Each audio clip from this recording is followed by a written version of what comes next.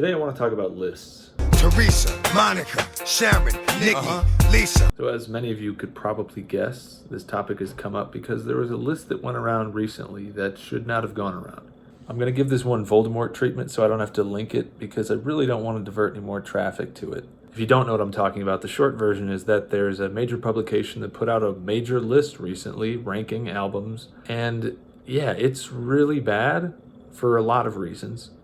So bad that I'm afraid to invoke it by name because if I do, maybe I'll be haunted by the people who made the list. I think it's bad for more reasons than just what is and isn't on the list. And yeah, I think I have some thoughts I'd like to share about lists in general if you guys would humor me. So let's start at the very beginning. Basic list. What is it? 1, 2, 3. Stuff like that. You're listing items. Please stick with me. I promise I'm going somewhere. I think the human brain loves lists. We love having some structure that we can follow. And with a list, you know there's something coming up next, and you know that there's probably an end if it's a numbered list. Growing up, my dad had a lot of things that he would say repeatedly, and it's the sort of thing we could make a list of. But one of the things he'd say is make a list. And he's definitely right because, yeah, lists are great. Lists have all kinds of purposes. You can make a list of things you need to pick up at the grocery store. You can make a list of things you need to do in Minecraft. And of course, in the context that I want to talk about, people make lists of their favorite albums, favorite movies, things like that. So yeah, I'm a human being. I'm assuming you are as well. And we love lists. As a result, however, the internet era has taken advantage of that love in creating some Frankenstein's monster known as the Listicle. Listicle, of course, is a portmanteau of list and article, so this refers to articles that are simply lists. Why are these such a thing? Well, people love the lists, so they generate a lot of traffic. Any website that's looking for views, that's looking to generate attention, naturally, if they put out some kind of list that is of interest to their target audience, then people are going to click on it because it's fun to read a list. You know it's going to end eventually, and you can look at it and agree or disagree with it and just have a good time. It's an easy read. So yes, I am pro-list. I think they are cool. But I'm here today as a non-expert, just some guy who surfs the web, to talk a little bit about list literacy, or maybe listeracy if you're so inclined. So to start this discussion, I want to talk about the things that I think make a bad list. First is very basic and just deals with the internet listicle phenomenon in general, but anytime I see a list that has multiple web pages, red flag for me. And that's, for the simple reason that they're obviously doing it for traffic because you're requiring the user to view multiple pages on your website. You're getting more ad revenue on each page. I don't trust it. I don't trust a list like that. I don't trust something like that. Obviously, there's a lot of lists that are going to have multiple pages, especially if there are hundreds of items on a list. So yeah, I think it's a little nefarious, but it doesn't ruin a list for me. Now getting into the real meat of stuff that I think makes a bad list. I think one thing to watch out for is objective language. From my experience in the American public education system, when I was a kid, they taught us the difference between a fact and an opinion. Surprisingly, some people still struggle with this, but there's a little more nuance to it in the fact that there are two types of opinions, in my opinion, subjective and objective opinions. You might be asking yourself, well, what is an objective opinion? How is that real? That sounds like an oxymoron. You're right, it is, but it is also a real thing that people put out there. Let me just give you an example first. If I were to say I love dogs, that's clearly a subjective opinion. That's what I feel about dogs. If I were to come out here and say dogs are the best animal, that's still an opinion, but it's presented as an objective opinion. It's presented in a way that I'm trying to state some objective truth. And the other thing there is if I just tell you I love dogs, you can't argue with that. But if I try to tell you dogs are the best, immediately you get to argue with I think cats are the best. And of course, that's how we end up in these debates that go nowhere. So therein lies my problem with objective language on a list. If you're going to make a list of, say, your favorite albums, I think it's important to denote that they are your favorite. If you're going to use language like the best or the top albums, yeah, it's what I think is the best, but somebody's going to see that and think that I'm stating objectively that that's the best, which isn't really possible. I personally want to avoid language like the best because who am I? I can tell you what my favorite is. I can tell you what, my top albums are personally, but what do I know what the best is? Because the best is going to be different for any given person, especially when you're talking about art. Along those same lines, another thing I like to watch out for is definitives. Saying things like, of all time, the best of all time. Yeah, it's fun to make lists like that, or at least take a crack at it, but time is changing. Time is a flat circle. It's a straight line.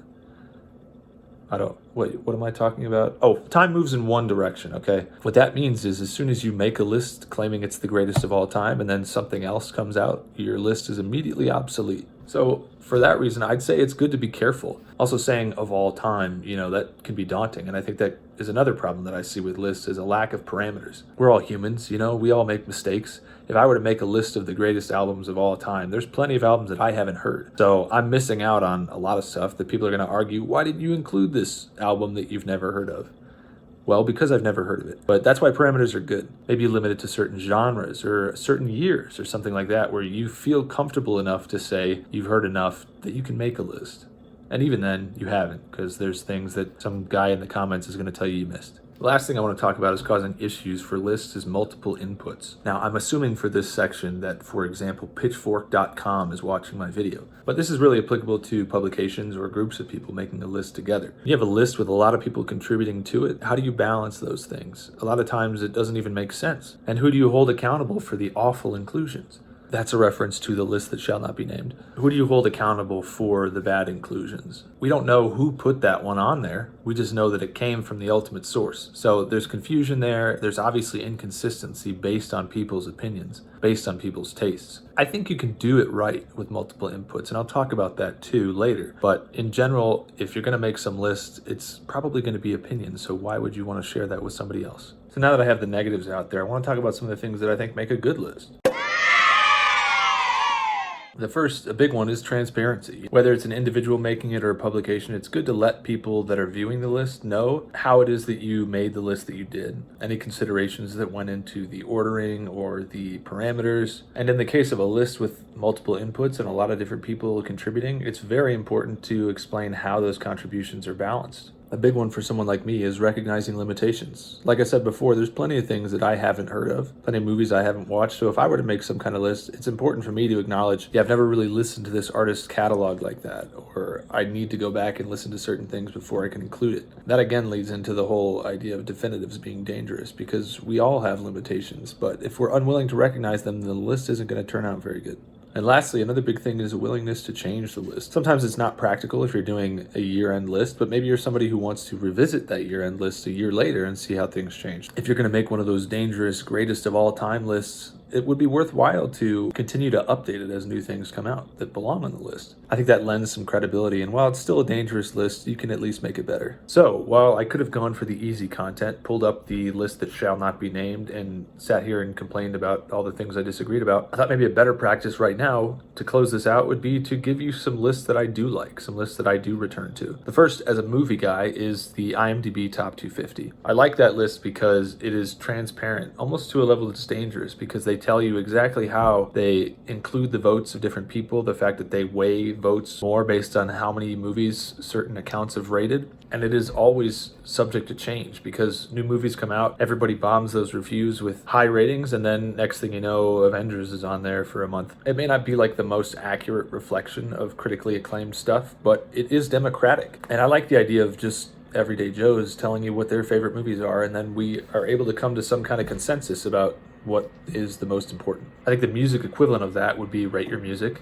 They have top albums of all time, and I like that one too. I don't necessarily agree with all the albums that are the highest, but that's kind of the point. Everybody who uses that site rates the albums how they rate them, and then however the site does it, it aggregates the favorites into a list. I'm not sure how transparent they are with if they weigh things differently, but again, I do like a democratic list, and I do like it when it's based on a huge sample size of potentially thousands, hundreds of thousands of people. Another list that I like, which is also aggregated but based on critics, is of course Metacritic's year-end lists of best albums and movies. Metacritic does a great job explaining the system. They take in all the lists from different publications, and they tell you how many points are going to be assigned to different albums or movies based on how they rank for each critic. And I think the point system works out really well, and then eventually you have this Frankenstein Metacritic telling you what the highest rated albums or movies were of a given year. And it's cool to see because sometimes an album might be highly rated throughout the year, but then by the end of the year, critics have forgotten about it and are valuing other things. So it's cool to just see that contrast too. Metacritic's great. Love them. The last one I want to give a shout out to is David Ehrlich, who is a film critic for IndieWire. He makes these really great video lists of, I think it's 25 movies every year. Obviously it's good because it's just one guy, so we know it's his opinion, but also he puts a lot of effort into the editing. He uses clips from the movies and soundtracks it with songs from the movies, and I just think there's a lot of care and love put into those lists. Of course, obviously no one's going to agree with his lists entirely because they're his lists, but it's fun for me to go to those lists and find a movie I've never heard of tucked in between two that I love and say, okay, maybe I should check that out. That's where I think lists are incredibly useful, even if they're a bad list, just giving you something to look through, something to pull from, and to educate yourself. Now, I'm not an expert in any kind of music, but if I were to look at one of those lists, I'm sure to find a lot of albums that I've not heard of that wouldn't make the list if I made it today. But I can use that and say, okay, let me check these out. Somebody's telling me it's important. So here we are, it's the middle of the year, and I've got a list that I'm going to be working on. I made one last year, obviously. It's my mid-year list of albums and songs that I've been liking. I'm obviously going to tell you that they're my favorites, not the best. My parameters, of course, is that it came out this year. And given that we're only halfway through the year, I don't feel comfortable ranking them yet, which is why I did it last year and I'll do it again. I'm going to rank them alphabetically for the mid-year. And if you can't tell, what I'm doing is exercising transparency and showing you how my list works. Thank you all for watching. I hope this was interesting. It's a little different, but I'm trying to do different things and make these long videos. Hopefully you enjoyed it. And of course, always